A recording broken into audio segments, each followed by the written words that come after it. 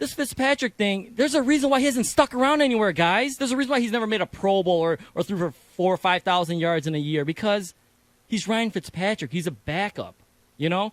If they're going to stick with a guy like that, they might as well just stick with Andy Dalton, who's been there all year long, who knows the playbook, all that stuff. From that standpoint, you're probably right. If they really want to go for it and have a chance at winning the Super Bowl, if you want a chance at winning the Super Bowl, you go for Matt Stafford if you're the Dallas Cowboys in the situation that they are in. And I know it sounds crazy because Lions fans are like, what are we talking? Matt Stafford's he's not good enough. No, he's not good enough here.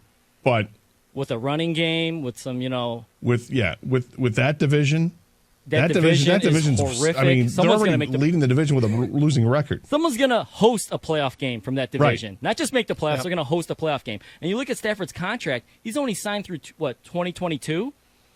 It's not like they're making this crazy, huge commitment. The guy's in his prime right now. This is it. You know what I mean? Like, we don't know. But if you're Dallas and you see that, okay, so then you have him for the next couple of years, you're giving up on Dak Prescott. Yeah, well, they could have extended him this past season, but they didn't. They decided to franchise him. Well, this is what makes this interesting because, okay, you've got a chance to win this year, but you'd have to kind of sell your soul a little bit to do it. Not that it's a bad selling your soul being a bad thing. It's just selling your soul in terms of we're cutting a deal for the right now and giving up on, long term with Dak Prescott, unless you can have some sort of, I almost felt like undisclosed deal. Not that they gave up on it, but they really, they had the chance to sign him this offseason. They didn't. They chose to franchise him. I don't know if it was a prove it year for them or they just weren't comfortable paying him $35, $40 million. But timing wise, it's perfect for the Lions and the Cowboys. Realistically, Doug, when you mentioned that, I don't know how you can let someone whose job security here, is not set in stone. Like Bob Quinn might not even be here. Why would he make this move unless they cleared it with him and said, "Hey, we're not going to let you go." It comes down to this: ownership needs to play a role here, and basically say, "Yeah, we want to rebuild, and if you're not going to do it, you're fired." Ownership, and we're not saying you're coming back either. Ownership needs to be proactive here and talk to Bob Quinn about talking to Dallas. Well, let's be real. You can't let an opportunity like this slip past if you can jumpstart a rebuild with a fantastic move and take advantage. Let's not forget what we're talking about here is Jerry Jones, who's always vulnerable to be taken advantage of on the trade market. It's true, and if you're talking about if the Lions are even going to be talking about this move, I don't think Bob Quinn's the guy to make that to talk about it. I think you have to. If I was in charge of the Lions.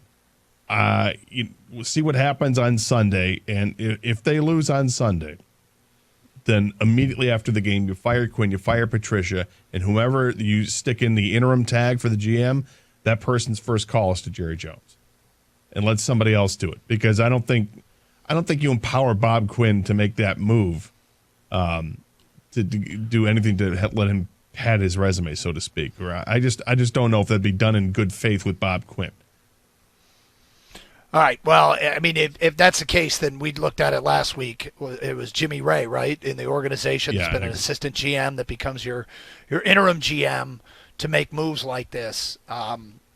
Because if you don't trust him, then he shouldn't be there. Like, period. The whole idea that the people want to shut down trade talks or shut down any moves because they don't trust Jim, don't trust the GM, then A, you shouldn't be the GM, move on. B, this comes from ownership. Ownership needs to be proactive and aggressive about this. And, hey, if Dallas has no interest or doesn't give you says, yeah, we'll give you a third-round pick for Matthew Stafford, and you go, okay, no thanks, but you got to at least investigate it, right? Yep. You have to.